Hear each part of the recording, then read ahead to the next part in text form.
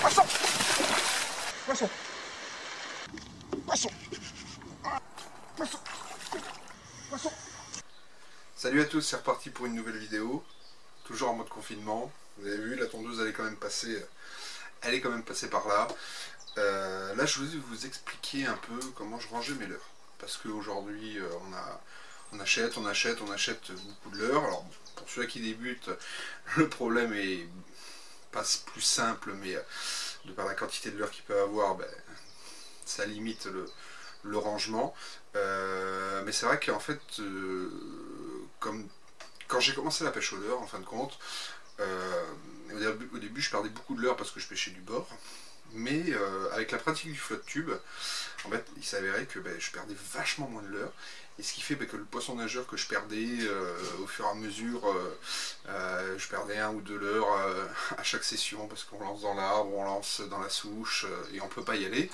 Et le fait d'avoir un flotte tube, en fin de compte, je me suis aperçu que j'ai rentabilisé, en fin de compte, j'arrivais à rentabiliser mes leurres et je perdais beaucoup moins de leurres. Et ce qui fait qu'après, d'année en année, on se retrouve avec pas mal de leurres parce que tiens, celui-là il me plaît bien, la nouvelle couleur, le nouveau machin, la nouvelle forme, voilà, nouvelle forme de bavette, tout ça. Et ce qui fait qu'on emmagasine, on stocke beaucoup de, pas mal de leurres de plus en plus. Et à un moment donné, alors c'est peut-être une réflexion de riche entre guillemets, mais des problèmes, ce qu'on peut dire les problèmes de riche, c'est qu'en fait on se retrouve avec plein de leurres et on ne sait plus trop ce qu'on a. Il y en a partout, c'est moins évident de faire sa sélection de leurres avant, alors qu'en fin de compte c'est ultra important, où il y a déjà 50% du boulot de la session de pêche réussite qui se fait à ce moment-là. Moi j'ai opté pour une solution, c'est-à-dire que je stocke, en fin de compte, je me fais un stock de leurres, c'est-à-dire que là par exemple j'ai mes poissons nageurs, je les classe par forme, d'accord, et par grosseur. Donc là par exemple on a des jerks, voilà, je mets tout ça dans ma boîte, ça c'est du stock. Et la même chose pour les leurres souples. Là par exemple on a les petits leurres souples, vous voyez, les petits leurres souples de 2 pouces, coloris naturel. Je fais une autre boîte coloris un peu flashy, une coloris blanche, je sépare bien les couleurs pour pas que tout se mélange. Pareil, des tailles pour le cendre, des tailles de cendre, perche, et puis brochet, des tailles de 5 pouces, pareil, coloris naturel, shad, en forme de shad, je mets tout dedans, d'accord. Mais aussi, les finesses, je les mets à part, les couleurs un peu différentes, je les mets à part. Donc ce qui fait que je classe comme ça, d'accord. Et après, j'utilise les boîtes standards, d'accord, simplement.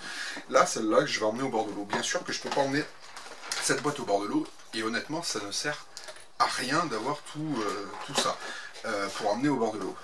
Mais ce que je fais, c'est que je sélectionne quelques leurres dedans avec les couleurs, les profondeurs de nage, tout ça, que je mets après dans ma boîte, d'accord, et qu'après j'utilise pour aller au bord de l'eau. Là, des grandes boîtes comme ça, c'est top vraiment pour mettre des gros leurres souples, d'accord, ou si le poisson nageur, si je veux en emmener pas mal. Sinon j'opte pour directement des petites boîtes comme on peut voir là, ou directement, en fin de compte, dedans j'ai mes petites têtes plombées, mes petits leurres souples, une sélection, mes petits poissons nageurs, et après je peux aller pêcher tranquillement. Mais c'est vrai que c'est faux problème de riche, on va dire, simplement parce qu'on se rend compte qu'on a de plus en plus de leurres. Moi ça fait 10-15 ans que je pêche au leurre, donc on en achète, on emmagasine, on perd pas tout, et heureusement. Et c'est vrai que la pratique du flotte tube, j'insiste là-dessus, du flotte tube et du bateau, ça a révolutionné ma pêche, parce que j'avais plus peur de mettre un leurre à 20 € au bout de ma canne, de peur de le perdre, parce que du bord je peux pas aller dans l'eau pour aller le chercher. Quand on est en flotte tube en bateau, on en perd vachement moins, c'est vachement plus pratique.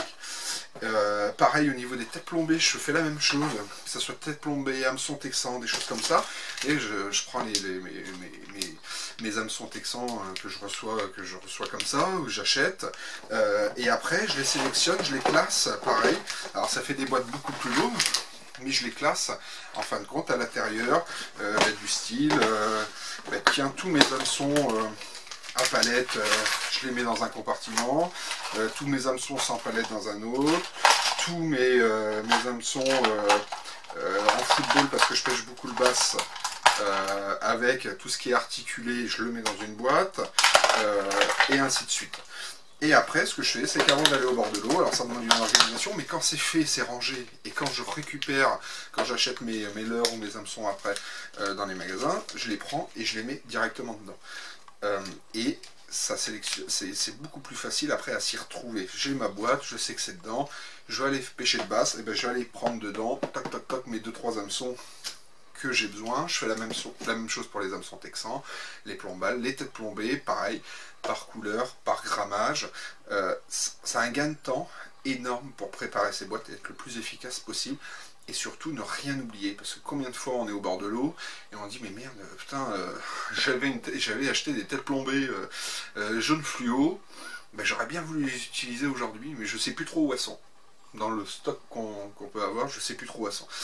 Et ben là, je sais que, en fin de compte, je sais qu'elles sont toujours dans cette boîte-là, parce que je l'ai identifié, et je sais que si j'ai des têtes plombées de tel grammage, elles sont là, et si elles sont de telle couleur, elles sont là aussi. D'accord? C'est un gain de temps énorme, et surtout en rangement, en optimisation de rangement. Par contre, ce que je fais pour les leurres souples, ou dans les sachets, il y a de l'attractant, là, je les sors pas du tout des boîtes. Je les laisse dans les pochettes, et je les stocke à part. Je les mets pas comme ici. Ici, c'est principalement des leurres souples qui ne sont pas baignés dans l'attractant. Ou alors, à un moment donné, il me restait que 2 et je voulais pas garder la boîte spécialement, donc je les ai mis dedans. Mais les leurres souples, où vraiment il y a de l'attractant baigné dedans, ça, je les laisse dans des pochettes et après, je peux les mettre dans les boîtes pareilles comme ça. D'accord, mais je les laisse vraiment dans les pochettes. Là, c'est vraiment du stock de petits leurres qui ne sont pas baignés dans les attractants où je ne suis pas embêté. Voilà. Je voulais vous partager ça, cette expérience-là par rapport à l'organisation parce que c'est quand même ultra important. Et voilà, je ne veux pas montrer que il y a beaucoup de leurres, mais ça c'est parce que voilà, ça fait des années et des années et des années que je pêche aux leurres et qu'en force on emmagasine et à un moment donné ben aussi j'ai eu des contraintes par rapport au stockage et par rapport à combien de fois j'arrivais au bord de l'eau. Et ce qui me dérange le plus c'est d'arriver au bord de l'eau et de dire mince, c'est vrai que j'avais ça, mais où est-ce qu'il est? J'en sais rien, d'accord? Ou alors d'en avoir partout et à un moment donné de retrouver des leurres. Ça, je suis sûr que ça vous est déjà arrivé. C'est le commun de tout le monde. Ben là, aujourd'hui, j'ai plus ce problème-là. Une boîte lipless, une boîte leurre de surface. Voilà, je stocke et après, je reviens, mes boîtes pour pêcher au leurre directement. Et ça, c'est mes boîtes prêtes à pêcher et le reste, c'est du stock. Voilà. C'est des trucs que j'utilise moins ou je l'ai peut-être une fois en double ou une fois et je peux pas tout emmener. Voilà. J'espère que cette petite vidéo vous a aidé. C'est quand même très très important. Cette préparation au bord de l'eau, c'est très très important. Je vous souhaite une bonne continuation, un bon confinement. Combien de temps on en a encore? Ça, on ne le sait pas encore. N'hésitez pas si vous avez des questions, n'hésitez pas à vous abonner, il y a encore des vidéos qui arrivent, ça continue, alors malheureusement pas au bord de l'eau, mais si vous avez des idées de sujets, n'hésitez pas, on peut en faire plein, s'il y a des questions qui vous taraudent, n'hésitez pas à envoyer un petit message et je vous répondrai avec plaisir. Je vous dis à bientôt, j'espère au bord de l'eau. Allez, ciao!